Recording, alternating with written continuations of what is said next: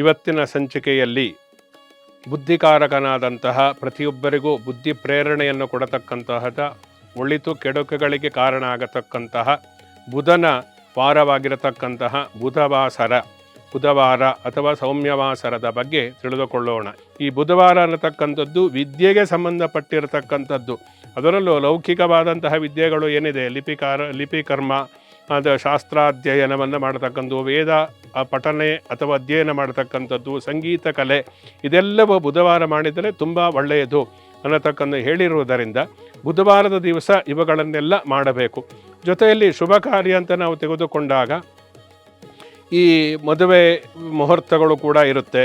ಯಾವುದೇ ಒಂದು ನೂತನವಾಗಿ ಪ್ರಾರಂಭ ಮಾಡತಕ್ಕಂತಹ ಕಚೇರಿ ಇರ್ಬೋದು, ಮನೆ ಇರ್ಬೋದು, ಯಾವುದಾದ್ರೂ ಕೂಡ ಬುಧವಾರ ದಿವಸ ನೀವು ಮಾಡಿದಾಗ ಅದು ವಿಶೇಷವಾಗಿ ಪ್ರವರ್ಧಮಾನಕ್ಕೆ ಬರುತ್ತೆ ಅನ್ನತಕ್ಕಂಥದ್ದು ಹೇಳಿದ್ದಾರೆ. ಅವೆಲ್ಲವನ್ನು ಎಲ್ಲರೂ ಮಾಡ್ತಾರೆ, ಎಲ್ಲರಿಗೂ ಗೊತ್ತಿರತಕ್ಕಂತಹ ವಿಷಯ.